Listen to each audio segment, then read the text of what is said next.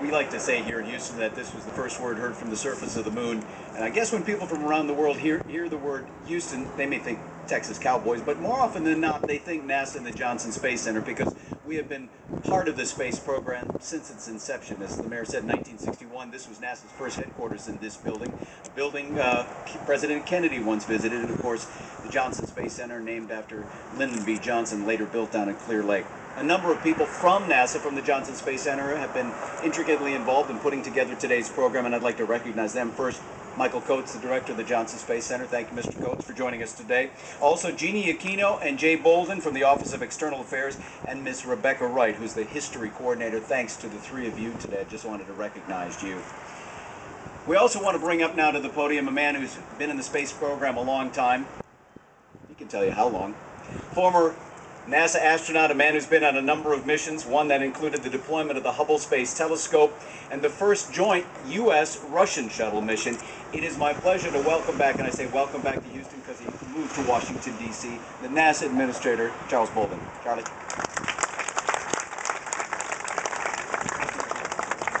Tom, thank you very much. It's always a great pleasure to be here. Mr. Dachev, Mayor Parker, Galina and the Gagarin family, and honored guests. First of all, let me say a few things. To Ekaterina and David, you were awesome. As I listened to each of you sing the respective national anthems, I had visions of buying we call them CDs and DVDs now, but who knows what it will be when you all are recording artists, and you may already be. But the new Andrea Bocelli and Sarah Brightman, they should watch out. I loved your voices, and thank you very much for the gift of song. Thanks also to the string trio, I think, if I counted right, earlier over during the reception. It was absolutely beautiful. And I want to take just a moment. I want to thank the city of Houston and your Russian partners for bringing us all together here in this city that has meant so much to space exploration over the past 50 years. And I mentioned to the mayor as she sat down, I said, you know, you made the absolute right choice. And I said, I'll tell you why in a few minutes. I enjoin all of you to look on the cover of the program for today, and there are two quotes from John Glenn and Yuri Gagarin. Both of them are very prophetic, and both of them very apropos to today's occasion and to this place. I think the mayor made an absolutely perfect choice, and I must admit, I will fess up. This is my first time ever coming here. I did not know that this was the home of NASA. I knew it was somewhere in Houston, but I did not know here, so I confess to not being a very good historian.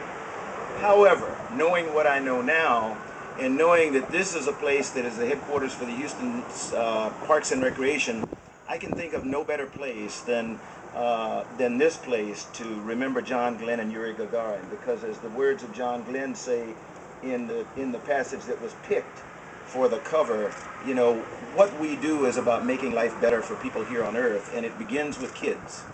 And so as hopefully thousands and even more young kids get an opportunity to come to this place with their families, they'll have an opportunity to reflect on the history of human spaceflight and all that it means to us.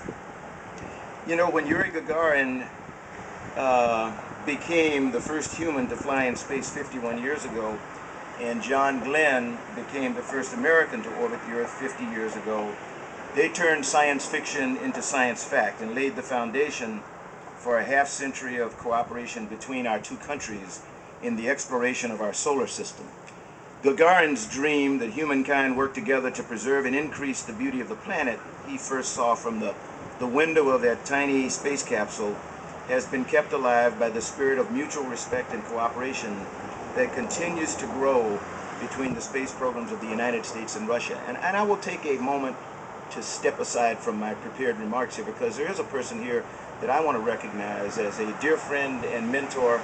And I think as we talk about the partnership between the United States and Russia, should be thanked, and that's George Abbey, who's standing in the back. George is probably, if not the reason, He is a big reason that we are able to gather here today because against odds and advice otherwise, he insisted that we make this partnership grow. And George, I thank you for that. Thank you very much.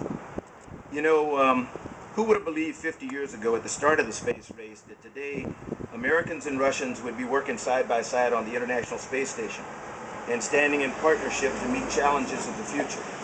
President Obama has embraced that vision, and in his speech at the Kennedy Space Center 2 years ago, he said, and I quote, "No longer are we racing against an adversary. In fact, what was once a global competition has long since become a global collaboration," unquote. I am proud to count Russian cosmonauts among my closest friends. One is here today, and you'll hear from him in just a little while. But Sergei Krikalev and I flew together on STS-60, and Vladimir Titov was Sergei's backup. But they moved their families here to Houston and lived with us, in and among us, for a little bit more than 2 years, and put up with all of the strange things of Texas culture, not just U.S. culture, but Texas culture. And I'm reminded about another Yuri. It was actually Yuri Titov, who was 8 years old when he came here, and we moved them to Friendswood. And Yuri spoke no English. And in 6 months, Yuri was speaking fluent English, had his cowboy hat, big buckle, and cowboy boots. And so we had made the successful conversion of one Russian to become a Texan. And you know, that continued friendship has meant an awful lot to my family and to me. And now, as Sergei and I enjoy our respective leadership roles in our respective space programs, I know firsthand that the bond between our two space programs is strong. Even as America's space program ushers in a new era of deep space exploration and greater reliance on our U.S. commercial partners, we're committed to strengthening our cooperation with Russia on the International Space Station and in other joint efforts to explore the heavens and improve life here on Earth. Over the past 50 years, we have learned that we share the same appreciation for the human spirit and the same drive to explore the cosmos. Now, we have responsibility, as John Glenn put it, to teach and inspire young minds here in America and around the world so that they can take us to the next phase of space travel. And I am the eternal optimist, and I don't laugh at flight from here to Mars. We're working on it hard. It may not come as soon as I want, but it's coming. These stunning art pieces are inspirational reminders of how far we have come together. It's my hope that the paths blazed by Yuri Gagarin and John Glenn will not only continue to lead us to new worlds beyond our own, but will also lead us to greater peace, security, and prosperity for every citizen of planet Earth.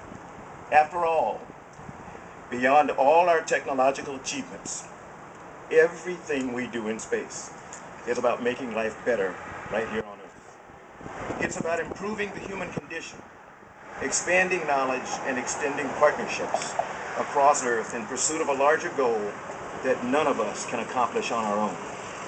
The bonds of friendship we have formed are deeply rooted in the heart of our space program, and I look forward to the future, knowing that we will build it together.